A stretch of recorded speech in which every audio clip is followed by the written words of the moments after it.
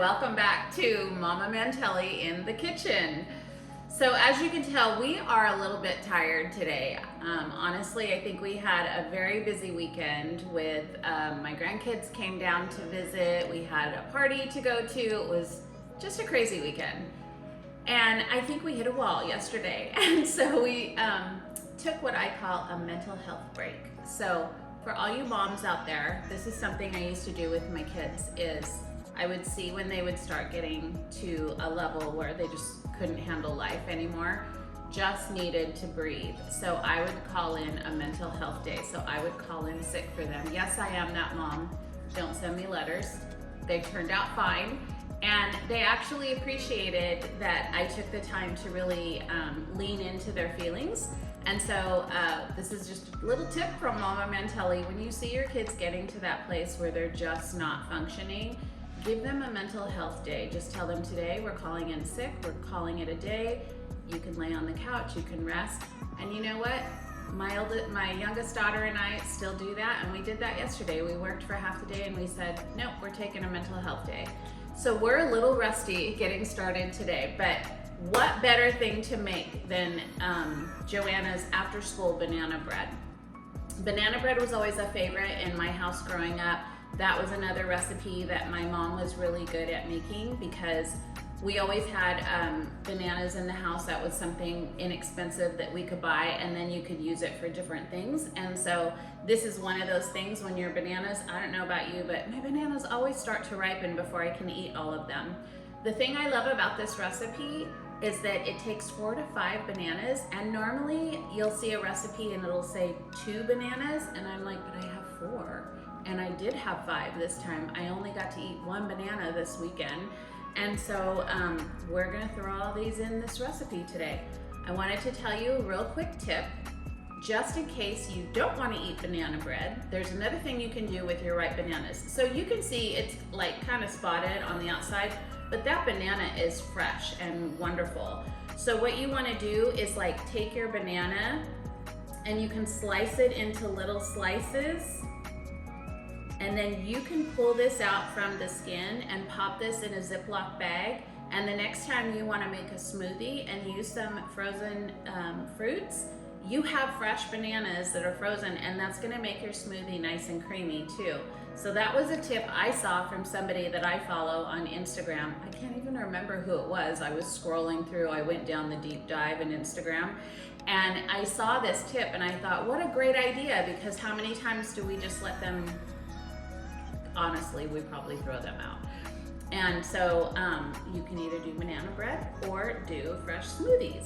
So what we're gonna do is add this very last banana in here, cut up.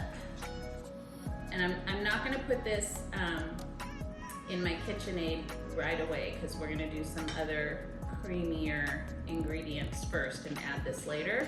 But I wanted to show you that what I do to mash up my bananas is I just take a pastry blender and just mash them right into the bowl. I can show it this way. And so that makes it into a creamy consistency, super easy, and then you have this really nice creamy consistency to add to your banana bread. Sometimes people like to leave that very last banana, and I think Joanna said this in her cookbook, that sometimes she leaves the last one kind of chunkier so that it has like little bits of banana. I don't really want to eat little bits of banana in my banana bread. I just want to have the flavor of it, but I don't want to like bite into it. So I make mine a little more smoother. Okay, we took out the big guns today. We have the KitchenAid, which I always love these things and I always want to buy one, and then they sit in the back of my counter in my pantry, and I forget to use them and I end up using a hand mixer, which is fine, you can do that too. But I brought this big baby out this year and I put it on my counter because if I see it, I'll use it. And I have been using it more than I ever have before. And I love this KitchenAid. It does so many awesome things. And so we're gonna mix up some butter. Scoop that in there.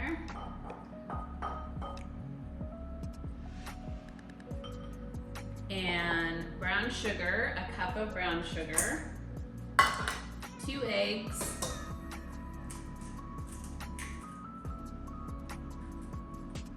didn't get any shells. I'm good so far. There you go. And you know me and vanilla. It does call for vanilla. I'll try to do it the way I'm supposed to. Oops. Always a little extra vanilla. All right, so we're gonna lift this up and start mixing, and we will be right back to add in some of the dry ingredients.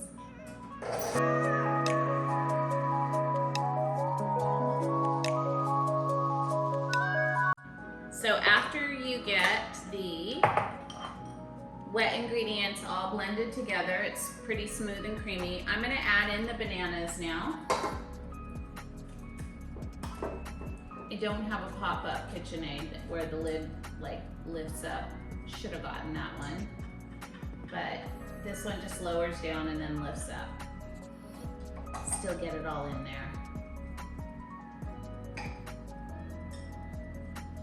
Okay. Whoop. Oh, whoa, missed a chunk of banana right there. All right, so we're gonna lift it back up.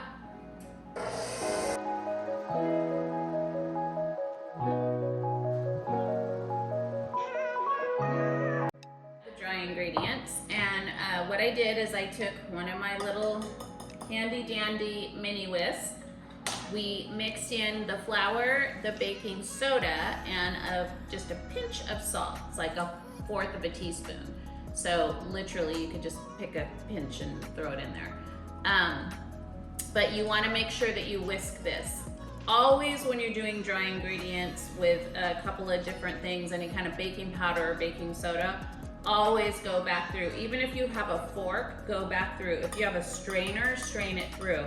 Because you don't want to have your baking powder in one clump on one side and then your flour all over, and then when you throw this in, a lot of that ingredients, the baking powder or the baking soda, is going to end up on one side of your banana bread, and you're going to get a bite. Someone's going to get a bite. It's probably not going to be you. It'll be someone you gave it to and sharing with, and then they're going to take a big bite and it's going to be really bitter. So you always want to whisk it up and get your dry ingredients all mixed in together so that it's evenly processed that way. All right, so let me just pour in. I'm gonna start with half and then work our way through.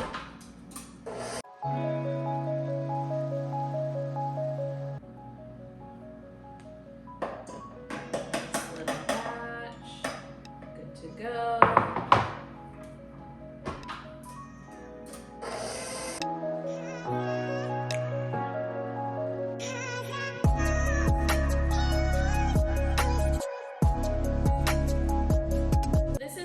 The recipe changes for me, and Joanna did mention this, so I'm not going off the cuff, but she has pecans in, is it pecans or pecans? I don't know. My southern friends would probably say pecans, I think. So we'll go with that. So she adds that to her banana bread. Little side note for our family, we love nuts, just eating them raw. We're not so big on putting them in food. So my husband, from the very beginning, chocolate chip cookies just have to have chocolate chips in them. They can't have nuts. Same with banana breads. We will eat them. They're not our favorite. So she did say she had a friend that substituted chocolate chips. So we're throwing chocolate chips in there. And she said that her kids actually like the pecans, and so they keep it that way. But she said if you want to, you can add these. So that's what we're gonna do. Half a cup, not overpowering, but kind of gives a little boost of flavor. I actually would even just do it plain, and it would be great that way too. This smells so good, you guys. It just smells fresh and yummy. So now we're just gonna pour this. Because I have a Pampered Chef pan, I don't have to grease it. So if you had a metal pan, you definitely wanna spray your pan. But honestly, when you're eating a banana bread, you're not really popping it out all the time unless you do like a loaf pan. You can just cut it straight from the bowl, from whatever pan you're using. You could just do little squares from there. So it just depends on if you want it to come out smooth and easy, or if you're just gonna cut it right out of the pan. It probably doesn't matter unless it's not a very good pan. It may stick on the bottom. So I would recommend spraying it with a little something if you don't have a Pampered Chef stoneware. Otherwise, if you have one, they always pop out. All right, that was super easy, which is so good because it's been a week already. It's been a tough week, and so we wanted something really simple and easy to make. So I'm gonna pop this in the oven for 45 to 50 minutes. And if you guys don't have one of these, get yourself a cake tester. This is gold, this tiny little thing. I always poke it in halfway, usually about 5 to 10 minutes before something's supposed to be done, like right close to the time, around 5-minute mark. I'll check it. If it's wet, it's not ready. If it comes out dry, it's done. If it's just a little tiny moist, probably still done. You don't want it too dry, so I like to check it. When it says 45 to 50, I'm gonna check it at 45 because everyone's ovens are different. And this is a great tool to check the middle of the cake, whatever kind of thing you're doing, cake or you don't do it with cookies, you just have to eyeball it. But any kind of a cake or a loaf pan kind of thing, you want to be able to check it that way and just see if that middle part is done. If that middle part is done, take that thing out right away. So we'll be back in an hour to see what this looks like, and probably gonna do a taste test. One more thing she likes to do, which all my keto people are dying right now. She likes to add a little sugar on the top. So we're gonna add just a little bit of sugar. She called for like 2 tablespoons or something. I don't know, it was crazy. Just a little sugar. We're good, we're done. Okay, it's come out of the oven. It is nice and brown. I actually did only do 45 minutes. Tested it with my cake tester and it came out clean. So I didn't want to overcook it. I think the worst thing is when you overcook a bread and it's really dense and dry in the middle. So I'd actually rather have it be a little more moist in the middle. But this came out perfectly dry, so I'm gonna dig in and see what happens here. And it's still warm, so I probably should let it sit a little bit more, but I can't wait. I just want a piece. Just a little bite. And let me get my little scooper.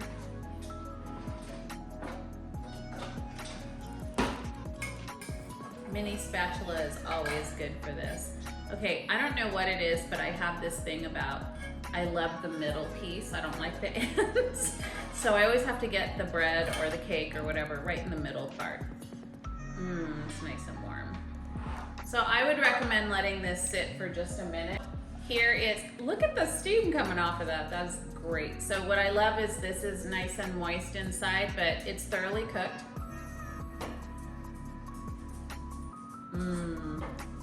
That's good, you guys. All right, Joanna, one more home cooked recipe. So delicious. After school banana bread out of the Magnolia cookbook. And let me just double check. I think this is the first one. It's the first one. It's the one that looks like this. Those are the ones that have, I believe, JoJo's biscuits in them. So try all of those. Just buy her book, guys. Try these recipes. They're so delicious. One thing I wanted to tell you guys is I know I make a lot of these recipes where some of you that are on keto or low sugar or low carb or whatever, I am doing things that have a little of both, because after so many years of trying so many different things, I've come to the conclusion that I'm never gonna be someone who just eats keto or just fasts every morning or just does whatever. I mix and match and also move your body. So eat food to enjoy. People in Europe think we're crazy because we're constantly on a diet. Just enjoy food. Food is love if you handle it in the right way.